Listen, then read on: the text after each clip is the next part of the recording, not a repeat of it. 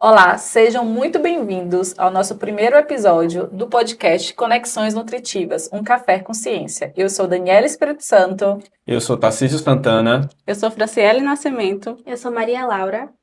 e hoje estamos com a convidada, a nutricionista Lara Cerqueira, e hoje vamos conversar com o tema Saúde da Mulher. Pegue seu café e venha acompanhar com a gente esse nosso mergulho na saúde da mulher. Lara, a gente está começando aqui a conversar sobre saúde da mulher e o que me ocorreu antes foi que a gente estudava muito sobre saúde da mulher, mas a gente estudava saúde da mulher muito voltado para carências nutricionais. E aí, com o passar do tempo, né, com a evolução da medicina e com a evolução da ciência, a gente começou a estudar também algumas condições específicas, como endometriose, síndrome do ovário policístico, menopausa, infertilidade, e todas essas condições a nutrição tem muito a contribuir. Então, por isso, a gente não tem até muitos dados coletados sobre essas novas condições aí que a gente vem estudando e a gente não tem dados exatos de prevalência, por exemplo, de endometriose ou de síndrome do ovários policísticos. A gente tem, basicamente, que entre 10 mulheres tem endometriose, mas que muitas delas nem sabem do diagnóstico. Até porque esse diagnóstico é tardio, né? Demora para se descobrir que tem endometriose e síndrome do ovários policísticos também segue na mesma perspectiva. Mas, e aí? Como é que no consultório você consegue acompanhar esses casos? Fran, eu estou há quase 10 anos atendendo mulheres nessa perspectiva e realmente o quadro tem modificado. Então, antigamente a mulher chegava para o atendimento nutricional buscando gerenciamento de peso, era um principal fator, mas hoje a gente percebe que existe uma conscientização sendo gerada quanto a essas outras situações. Eu costumo dizer que mulher traz problemas desde o início da vida. Enquanto o homem só começa a se preocupar com a saúde, com fazer exame depois dos 40, a mulher desde cedo, desde a juventude, ela tem essa preocupação, ela precisa ter essa preocupação sobre a avaliação da sua saúde, porque hoje a gente entende que o período de fertilidade dessa mulher, ele é muito alterado com base no estilo de vida dela, né? E a gente entende também que a mulher, ela não é só o seu período fértil no sentido de gestação, mas em especial sobre a sua saúde, a sua longevidade e a redução dos efeitos colaterais que ela pode ter naquele finalzinho ali da vida, do final, na verdade, da sua vida fértil, que a gente chama ali de perimenopausa. Então, hoje a gente vê que o perfil tem modificado. Não sei se é porque a Anitta está falando sobre a endometriose dela, não sei se é porque artistas importantes estão trazendo isso à tona, mas independentemente do que seja, qualquer fenômeno que esteja acontecendo, a gente tem se beneficiado. Eu também porto endometriose e levei anos para descobrir isso. Imagina só, eu na área de saúde, tratando mulheres ao longo de 10 anos e só fui notar que existia alguma coisa de errado o suficiente, né? Depois de muitos anos aí. E eu vou contar, acho que vai dar tempo de eu contar um pouquinho dessa história para vocês. Interessante, porque eu também, Lara, tenho ovário policístico. Eu tenho uma síndrome do ovário policístico. Também demorei muito tempo para poder receber esse diagnóstico. Inclusive para entender que a nutrição poderia atuar de alguma forma na modulação, né? Hormonal, enfim. Então, é algo que a gente vem descobrindo e debatendo há muito pouco tempo sobre essas temáticas. Mas antes da gente se aprofundar nesse assunto, você não quer se apresentar um pouquinho para o pessoal? Por que você escolheu esse nicho da nutrição? Por que trabalhar com saúde da mulher, com fitoterapia? Eu me sinto tão íntima que eu acabo nem falando basicamente de onde que eu vim, quem eu sou no jogo do bicho, né? Gente, eu sou a professora Lara. Eu trabalho, como eu falei, há 10 anos com atendimento clínico, em especial para a saúde da mulher, porque eu fui sendo direcionada. Mas as minhas especializações, elas me trouxeram para a utilização de ferramentas que o nutricionista é passível de prescrição, né? Que é o caso da fitoterapia. Então, ao longo de muitos anos, eu sempre estudei muito fitoterapia, porque era uma ferramenta que antes a gente falava muito de forma popular. Então, a minha avó era conhecida como uma curandeira, porque usava ali o chá, a garganta deixava de estar inflamada, a mulher tinha ali um problema de útero e aí o negócio funcionava. E ao longo da minha graduação na área de nutrição, porque eu sou nutricionista, eu fui buscar cientificamente o porquê que essas plantas traziam esse benefício. E não se enganem. Na saúde da mulher, um dos grandes diferenciais na terapêutica, seja para SOP, para endometriose, para fertilidade, para o climatério sintomático ou para qualquer outra condição, a fitoterapia evolui muito a prática nutricional. Então, acaba que a mulher ela tem um suporte extra quando busca um nutricionista que traz essa ferramenta. Então, por isso eu me apeguei bastante e acabei trazendo ela para minha prática clínica. Massa. E Laurinha, como é que foi para você ter essa disciplina na sua graduação de fitoterapia? Foi muito bom. Eu não tinha a menor ideia de nada de fitoterapia, descobri com as suas aulas. Eu só sabia na verdade nem o básico, porque até o chá eu fazia errado, então nem o básico eu sabia fazer. Mas eu só sabia coisas como chá de bolo, chás digestivos, uma coisa assim. Mas também tinha muitas coisas que eu não acreditava que a fitoterapia podia, de fato, né, entrar ali como uma ferramenta ou estratégia nutricional. Eu ainda tinha muito ceticismo, podemos dizer assim, sobre várias coisas de fitoterapia. E as suas aulas foram necessárias não só para fazer o básico, né, como fazer chá. Agora eu realmente vou até na farmacopeia procurar as coisas. Vejo tudo isso. Mas a gente realmente saiu assim da disciplina, porque, querendo ou não, é um tempo curto para tudo que a fitoterapia tem a nos ensinar. Mas eu saí com mais curiosidade, comecei a procurar mais artigos sobre também, comecei a acompanhar mais assuntos, mais pessoas que falam sobre, além de Lara. E é muito importante. Eu tô pensando em fazer nem que seja algum mini curso depois, ou Academia Fitonutriente. Talvez. Faz a publi de Lara. Porque, eu não sei se é após, né? Mas, assim, alguma coisa para poder realmente aprender, porque fitoterapia tem muito a oferecer. É um mundo muito, muito, muito, muito, muito amplo, assim, na nutrição, que dá pra ver que, assim, quando o profissional consegue utilizar, né, sabe utilizar, ele sai na frente com muitas coisas, ainda mais com a saúde da mulher. E é engraçado falar, sabe o que? É interessante porque Tarcísio tá aqui e ele, por ser homem, né? A gente, às vezes, o homem, o nutricionista em si, do sexo masculino, ele acaba não dando tanta importância para esses assuntos mais específicos da saúde da mulher, né? Então, quando a gente vê até o próprio evento que a gente está tentando fazer, né, da saúde da mulher, às vezes a gente fica assim, mas o homem vai fazer o que lá, né?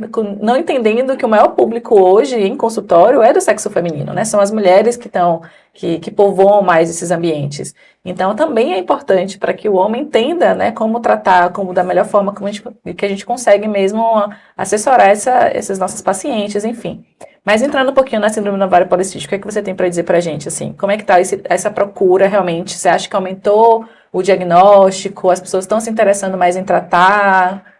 Antes eu quero sair em defesa dos homens, porque realmente é difícil a gente começar a ter noção de ciclo, né? Sim. Quem não tem um ciclo feminino jamais vai entender o que é a oscilação de humor que a gente tem mensalmente, a mudança do nosso perfil corporal, né? As variações que ocorrem é realmente difícil se você não passa por isso. Não é à toa que a gente acaba ficando com uma fama de problemática na rua. Mulher problemática, sim, somos, porque temos um ciclo que temos que lidar mensalmente, né? Os homens, eles basicamente não passam por isso, mas isso não necessariamente significa dizer que eles precisam estar alheios, né? Especialmente homens que estão na área de saúde.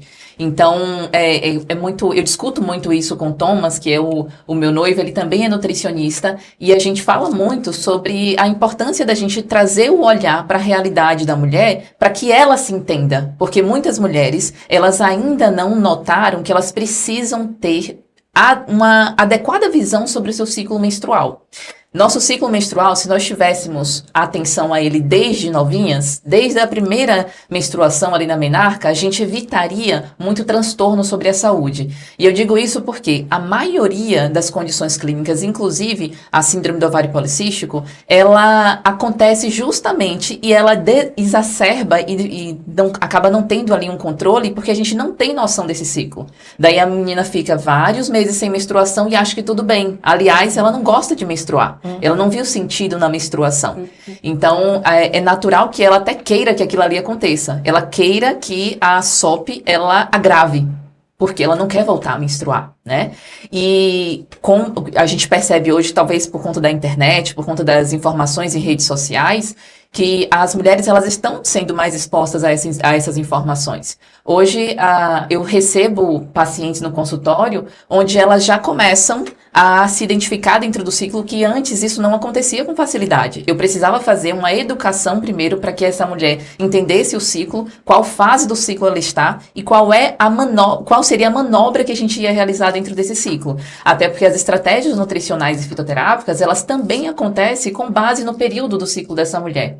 Então, no caso da SOP em específico, a gente tem, né, essa querência da mulher, né, jovem em não menstruar para não passar teoricamente por esse desconforto, e a gente percebe que elas postergam a terapêutica real, porque ela vai ao ginecologista, no ginecologista ela começa a utilizar um anticoncepcional para controlar a sintomatologia e ela segue a vida achando que tratamento de SOP é uso de anticoncepcional. E hoje está muito claro para a gente que não faz sentido a gente só tapar o sol com a peneira desses sintomas com anticoncepcional, sendo que o distúrbio metabólico está ali, né? Está acontecendo. A mudança do estilo de vida precisa ocorrer.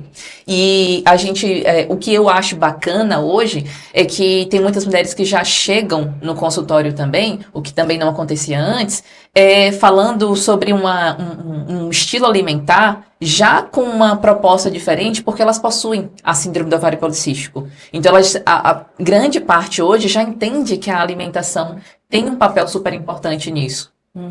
Interessante você falar isso, porque quando eu tive o diagnóstico, há uns 15 anos atrás, quando eu tive o diagnóstico de endometriose, quando eu ia, né, para as consultas médicas, o tratamento era o anticoncepcional.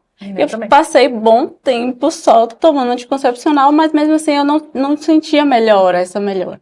E aí, hoje, quando eu já vou para as consultas, depois de muitas leituras, claro, mas hoje, quando eu já vou para as consultas, eu percebo que a informação também mudou. Que os médicos agora, eles começam a falar também sobre a alimentação e indicando para procurar nutricionista, e eu acho isso o máximo. Talvez porque esses avanços na medicina, né, também ajudam a gente, na nutrição, a avançar nessa conversa, nesse diálogo, e aí a gente começa a ter uma visão melhor. Na minha família, várias pessoas têm. E quando eu falava com eles que a alimentação faz toda a diferença, vocês precisam prestar atenção nisso, aí a gente tinha uma dificuldade ainda para se inserir. Mas hoje, com as redes sociais, eu acho que tem muita gente já acessando esse conteúdo, mas ainda assim eu sinto falta dessa busca pelo especialista, sabe, da área, porque não vai ser qualquer nutricionista ou qualquer médico ou qualquer psicólogo que vai entender essas questões, que são condições tão específicas, né? Por isso que eu falo assim, tem que ser especialista na área para entender o que é que está falando. E faz muito sentido, Fran, porque quando se trata de alimentação, existe um ceticismo que talvez seja tal qual a fitoterapia. Porque muita gente acha que não, eu vou comer certo. A ideia de todo mundo é comer certo.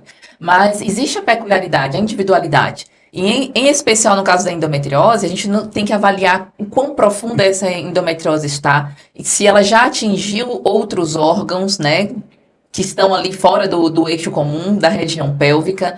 Se existe alguma sintomatologia que já afeta a digestibilidade dessa mulher, então eu acho que a gente também está caminhando na ciência para tornar essa especificidade do nutricionista na saúde da mulher ainda mais certeiro, ainda mais específico.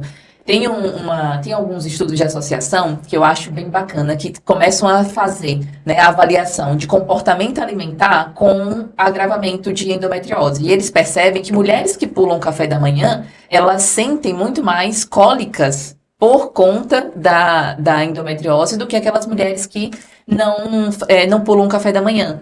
Então, a gente acha que é algo simples. A gente acha que é só adequar a dieta para poder comer a caloria ideal no dia. Mas, às vezes, o período do dia, a refeição que você escolhe fazer, faz toda a diferença e, realmente, isso depende de um especialista.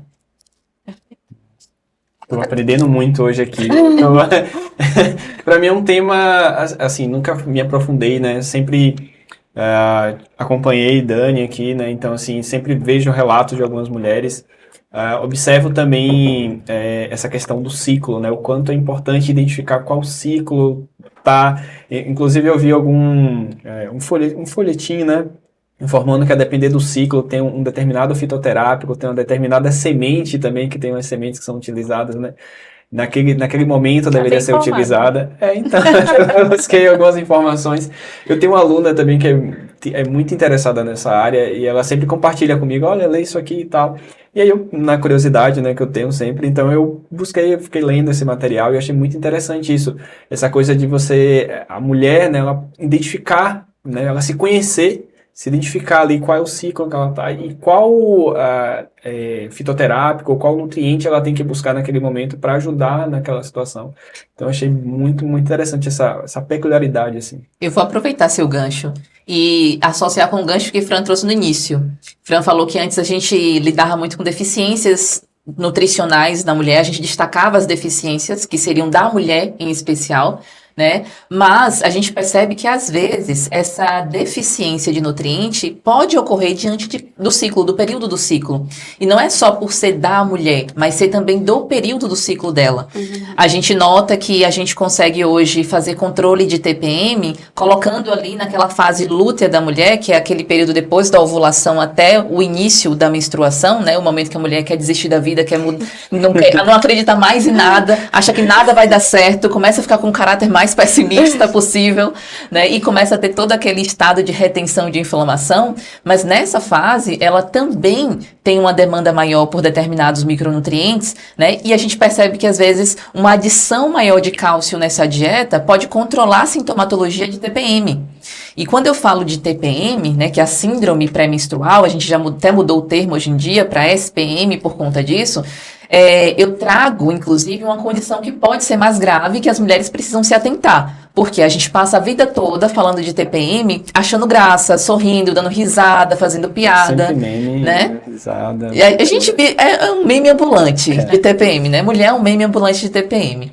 E o que acontece? Nós temos o transtorno disfórico pré-menstrual, que é uma condição mais severa, que envolve a síndrome pré-menstrual, e onde a mulher ela tem transtornos psiquiátricos que são relevantes a ponto de entrar com alguma medicação psiquiátrica. Só que elas não sabem disso e elas passam a vida inteira achando que é só a TPM. E aí elas ficam no estado de nossa, eu sou isso na vida, eu sou insuportável, eu tenho o meu momento que eu não quero ver ninguém, eu não quero ver meus filhos. Então a gente precisa entender que existe a síndrome pré-menstrual comum, que pode ocorrer na maioria das vezes e que possui mais de 200 sintomas diferentes. E existe também o transtorno disfórico pré-menstrual, que muitas vezes é confundido apenas com depressão, é confundido com síndrome do pânico, é confundido com outros diagnósticos aí psiquiátricos, né? E muitas vezes a mulher consegue fazer esse controle ajustando, fazendo tratamento para TPM. Agora, nesse caso, esses sintomas psíquicos seriam mais intensos apenas no período pré-menstrual? Isso. E é por isso que ajuda também o diagnóstico. Nesse caso, os psiquiatras, eles buscam, Laurinha, fazer um recordatório, tipo um diário de pelo menos uns 3 a 5 ciclos aí dessa mulher, para identificar se realmente esses sintomas, eles estão ocorrendo só nessa fase lútea mesmo. E vem cá, Lara, você também atende pacientes que buscam questões associadas à infertilidade? Atendo, inclusive, eu costumo dizer que a mulher que quer um dia, né, que pensa, idealiza um dia ser mãe, ela tem que começar o processo de fertilidade dela desde a juventude. Então, se ela chega com SOP, com endometriose, ou se ela chega buscando gerenciamento de peso, eu já faço essa pergunta na minha anamnese, se ela idealiza algum dia, em algum momento da vida, gestar, porque a gente também faz a terapêutica pensando nisso. Né? Então, ainda bem que hoje a ideia de fertilidade tem sido colocada à tona, porque a gente já coloca essa mulher numa condição de não só pensar na gestação, mas também de pensar numa saúde mais proativa, numa melhor saúde no período ali da menopausa. Vocês sabem que hoje em dia tem um comércio para menopausa que é fantástico, né? Gente, existe spa para o período do climatério. Eu só tô esperando chegar. Tô esperando a minha vez. E já falando na menopausa, como é que funciona para você esse tratamento? Assim, o que você vem assim, acompanhando de crescimento, de inovação mesmo na nutrição, que as pessoas podem estar adotando como medida para poder melhorar um momento que é difícil para muita gente. O que eu percebo é que tem muito nutricionista salvando casamento, tem muito nutricionista salvando relações, porque eles estão dando mais atenção ao período da perimenopausa, que é um período que geralmente aqueles profissionais que acompanham a mulher de uma forma um pouco mais de perto, só eles conseguem identificar mais rapidamente. A gente fala muito da menopausa, mas a menopausa ela é um evento. Né? Então, a mulher ela não fica na menopausa. Ela tem o evento da menopausa, mas ela tem no climatério algumas fases, dentre elas a menopausa e a perimenopausa, que podem trazer muitos transtornos para a saúde dela. Eu tiro por minha mãe. A minha mãe estava esquecendo horrores, né? Isso é um dos sintomas que é muito frequente aí para muitas mulheres, né? Então, eu atendo muitas mulheres com essa dificuldade de memorização, esqueci tal coisa. Claro que envolve a multitarefa que a mulher decide ter para a rotina dela, né? Então, o excesso, sobrecarga vai influenciar a saúde mental. Mas entre 45 e 55 anos, a gente precisa levantar a antena para os hormônios, né? Para a mudança hormonal que é natural da vida. A mulher vai entrar no processo do climatério e ela vai passar a ter um perfil hormonal e metabólico parecido com o do homem. Então, é nessa fase, inclusive, que a gente começa a tentar reduzir os riscos que essa mulher passa a ter, que são parecidos com os dos homens, né? O risco, em especial, cardiometabólico. Então, muitos nutricionistas, por perceberem a perimenopausa e o fato da perimenopausa ser o período onde a gente tem um maior efeito sobre a saúde mental dessa mulher, a gente consegue mudar muito a qualidade de vida dela e fazer com que ela volte a se relacionar com a vida. Que na cabeça dessa mulher, ela está completamente perdida, porque ela está com resistência insulínica, ela ganhou 10 quilos a mais nesse período, que geralmente é a média que as mulheres ganham. Ela está descrente que alguma coisa vai funcionar porque ela continua treinando, ela continua tentando fazer dieta, mas nada está funcionando do mesmo jeito que era antes. E ela, ainda por cima, tem as falhas de memória, ela tem as dificuldades de sono, a insônia menopausal é uma coisa, assim, de outro mundo, né? E eu falo isso porque eu tô falando entre 45 e 55 anos, mas existem condições, né, de menopausa precoce que a gente não pode descartar. Então, tem muita mulher menopausando precocemente aí aos 35 anos. Aos 35 anos. Fora isso, existe também a sintomatologia, que é parecida, de mulheres que fazem tratamento para endometriose, né, com os progestágenos, e acabam tendo efeitos bem parecidos. Eu tentei uma época, antes de fazer a cirurgia da endometriose, utilizar o progestágeno para tentar controlar a endometriose. Mas eu chegava assim, de tardezinha, o horário que todo mundo tava assim, ai, que clima agradável, que maravilha, porque Salvador é quente o tempo todo, mas chega de tardezinha o negócio dá uma amenizada, e eu tava querendo matar o mundo, porque eu tava com um calor insuportável, eu tava inchada, eu não tava conseguindo dormir direito porque eu acordava buscando ar, né? Então, assim, existem outros fatores também que a gente precisa analisar na saúde da mulher que se relacionam a esses sintomas e que a gente consegue dar conta também. Agora, deixa eu te falar uma coisa, o que todo mundo quer saber.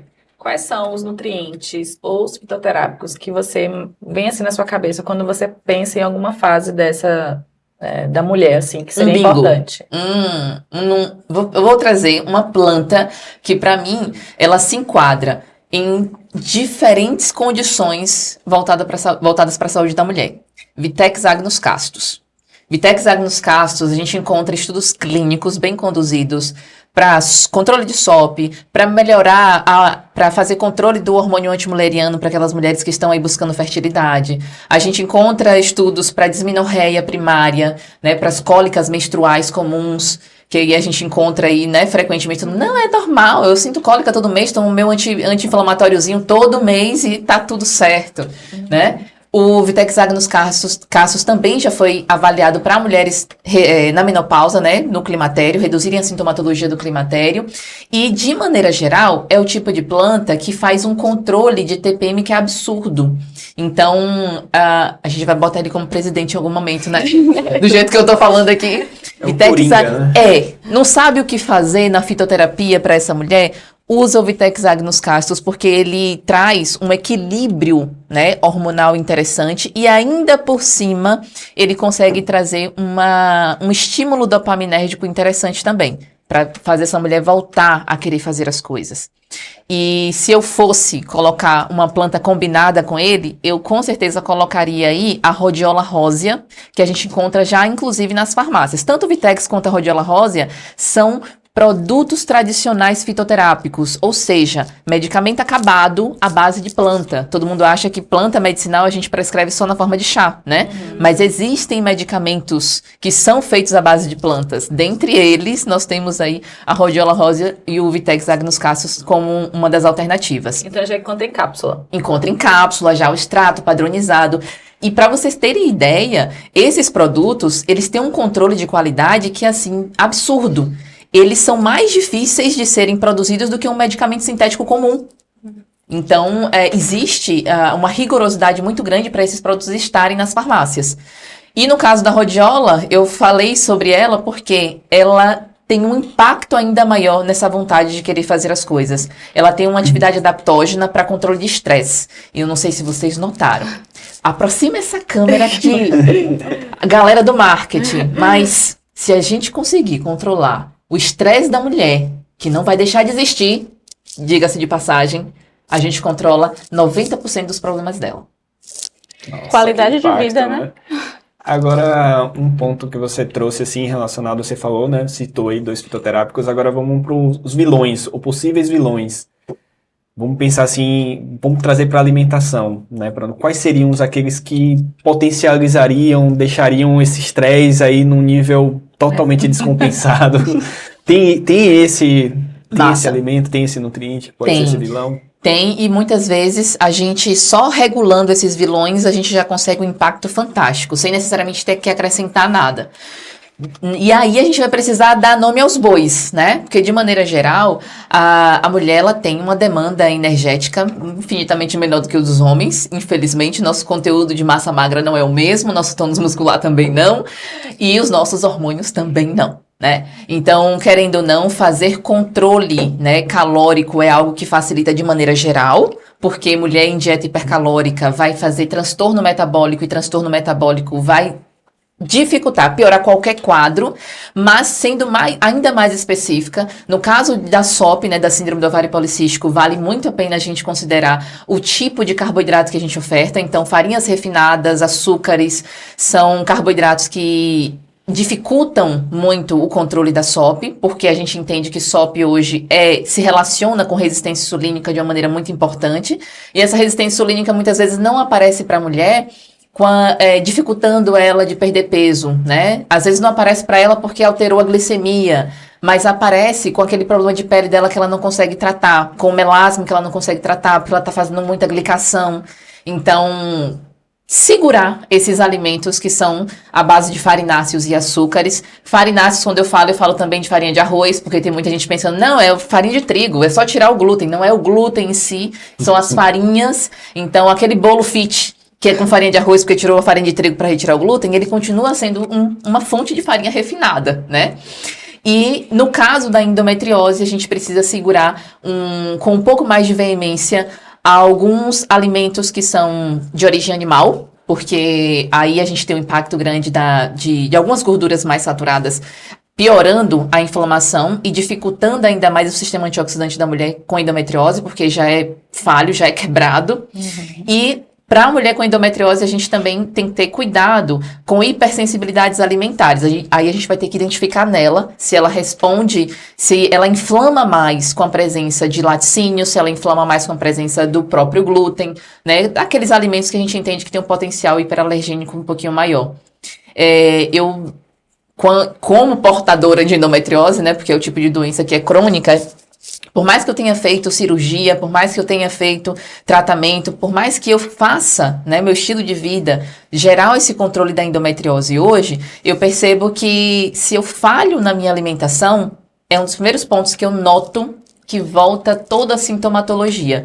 Então, eu posso até negligenciar outros fatores, mas hoje a alimentação, no meu caso, é definitiva para a minha qualidade de vida. Eu acredito que eu também comungo com essa mesma percepção sua, porque é o carro-chefe. Se a gente muda aquilo ali, essa rotina alimentar que a gente tem, esse padrão, a gente percebe muito, os sintomas vêm muito mais fortes. E aí, quando a gente vai fazer a análise disso aí, é muito individual, né? E é como você estava falando na estante, que tem esse potencial mais inflamatório de algumas mulheres vão ter para algum tipo de alimentos específicos, né? Então, por isso que a gente precisa também ter esse acompanhamento, porque não dá para a gente identificar sozinho o que é que a gente está fazendo. A gente se sente muito perdido quando a gente tenta fazer as coisas sem esse acompanhamento, né?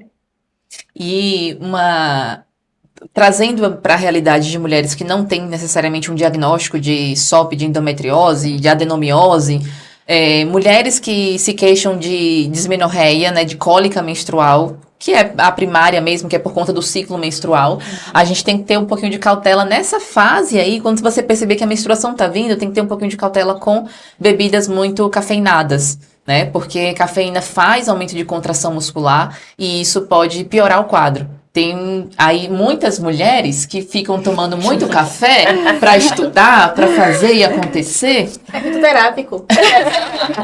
Usando É fitoterapia, tá vendo? descafeinado nesse caso, viu? Ah. Pode ser uma alternativa. Agora, ouvindo assim, você falar sobre esses alimentos, dá pra ver que dieta mediterrânea realmente é padrão ouro pra tudo quanto é tipo de coisa na nossa vida, né? Meu Deus. Fantástico você ter trazido esse ponto, Laurinha, porque dieta mediterrânea, todo mundo vê aí na revista, na capa da revista Veja, dizendo lá, melhor dieta do mundo, né? E no final das contas, a gente tem que pagar pau mesmo, porque a gente tem muito estudo com dieta mediterrânea voltado para a saúde da mulher. E hoje a gente fala sobre dieta mediterrânea verde, que é aquela dieta mediterrânea que inclui mais polifenóis na composição. Então, o que seria isso? Colocar fitoquímico, colocar planta medicinal. Se a gente consegue colocar 2 a 3 xícaras de chá verde ao dia, aquele chá verde que é a base da Camellia sinensis, que pode ser o chá branco também, pode ser o chá ao longo, vem tudo da mesma planta. Mas se a gente consegue introduzir uma tomada desses fitoquímicos, 1 a 2 tomadas ao dia, a gente aumenta o conteúdo de polifenóis e a gente vai deixando essa dieta mediterrânea mais importante, né, com caráter de tratamento maior, porque ela trabalha na nossa região intestinal. Então, a dieta mediterrânea verde, ela vem no sentido também de melhorar a saúde intestinal, que hoje a gente entende que é a base de tudo. Não existe uma mulher que eu atenda que eu não precise considerar antes como está a digestibilidade dela, como que está a saúde intestinal dela. Então, por isso acaba sendo uma dieta padrão ouro para todas essas condições mesmo. E vem cá, que eu fiquei curiosa em relação a como fazer o chá. O que a gente faz de errado? Explica aí pra gente. Primeiro que a gente já compra o de caixa. Que, inclusive, Lara já mostrou pra gente que vem com tudo quanto é tipo de coisa dentro. Que não é pra gente, né? Enfim. Tem a questão de onde a gente comprar o chá, né? As plantas, no caso, de onde a gente comprar. O tempo do preparo, né? Que a gente... Primeiro a gente já coloca a folha. Quando compra a folha, nem acontece de comprar, mas quando a gente compra, coloca dentro da água, ferve junto com a água, fica 10 minutos a água borbulhando, tirando todas as propriedades da folha que a gente já queria usar, não vai ter mais quase nada. Aí deixa lá, e ainda tem o caso da gente fazer em grandes quantidades, a gente pensa que quanto mais concentrado, melhor, e quanto mais melhor, né? Quanto mais tiver para tomar, melhor. E ainda deixa para tomar por vários dias seguidos. Eu conheço pessoas que deixam chá para tomar a semana inteira, deixa na geladeira, vai tomando como se fosse um chá gelado, por exemplo.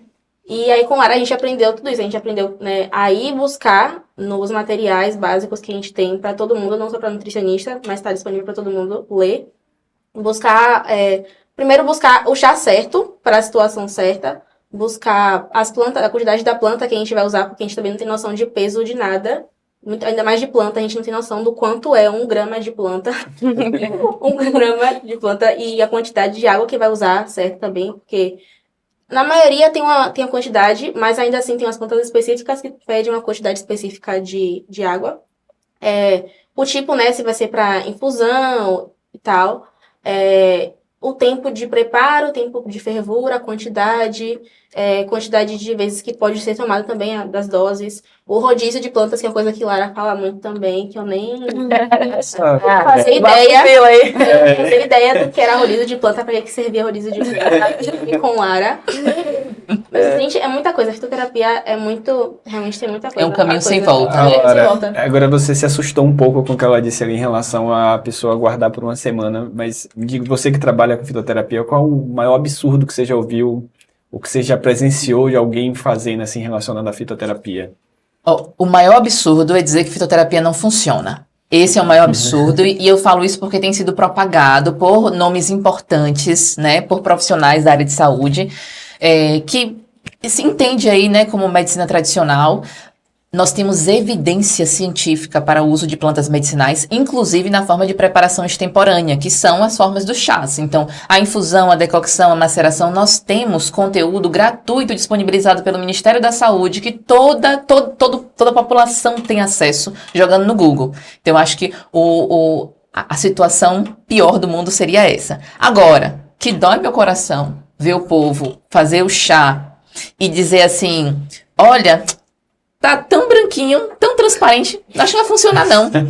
E aí colocar mais planta, ou então deixar a cozer, no caso de decocção, por mais tempo para concentrar, para ver cor, achando que vai ter efeito, né?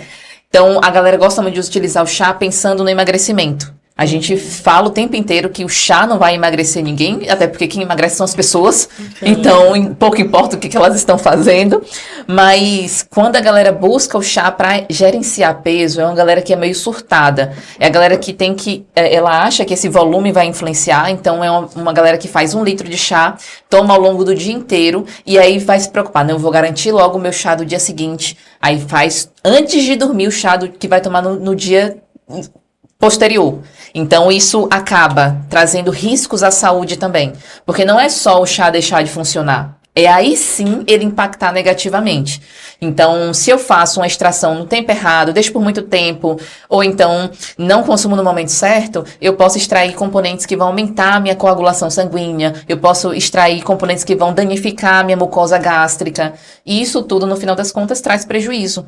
Então, acho que é esse manejo das pessoas com chás, achando que é uma preparação muito simples, né? E não dão atenção aos detalhes. E deixa eu te falar uma coisa, pra gente poder encerrar. Nosso bate-papo tá gostoso, mas tá chegando ao fim. Essa pergunta vai pra minha mãe. Chá de boldo resolve tudo? Atenção, tudo. Preciso sinalizar, Brasil, que boldo existem várias espécies. Primeiro, antes de tudo e qualquer coisa. Especialmente o boldo que a gente acessa aqui, que é o boldo mais natural, que a galera tem em casa, faz ali. Boldo dá em qualquer lugar e toma a casa toda, né? O boldo fresco, em especial, o boldo brasileiro, ele não pode ser consumido por muito tempo, porque senão ele passa a ser tóxico. Mas que ele melhora a digestibilidade no momento que você que você tá ali com azia, uma má digestão, sim, funciona muito bem. Então, se você for utilizar durante 3 dias seguidos, não tem problema. Até 7 dias seguidos, não tem problema. Mas o que a sua mãe ensina pra gente? Que a digestibilidade pode mudar completamente nossa saúde. Então, muitas vezes, o impacto que o boldo tem em outros sistemas é porque ele melhora a saúde digestiva. E ele também traz essa circulação enterhepática aí, muito presente na sua função. Quando a gente cuida de intestino e fígado, muita coisa boa acontece sobre a nossa saúde. Então, possivelmente, ela tem alguma ponta de razão, só que tem que ter cuidado com a espécie desse boldo que está sendo utilizado. É isso, a gente agradece, Lara. Muito obrigada pela sua presença. Laurinha também, muito obrigada por ter participado. Convide seus colegas, Laurinha, para poder participar, por favor, do nosso evento. Ela falou para profissionais, mas estudantes também, principalmente estudantes, porque quando a gente vai participando desses eventos, a gente já sai da faculdade com uma visão bem mais ampla, né, do que quem espera ver os problemas chegarem no consultório para poder ir procurar estudar sobre o assunto. Então, obrigada aqui aos meus parceiros e a gente se vê no próximo episódio.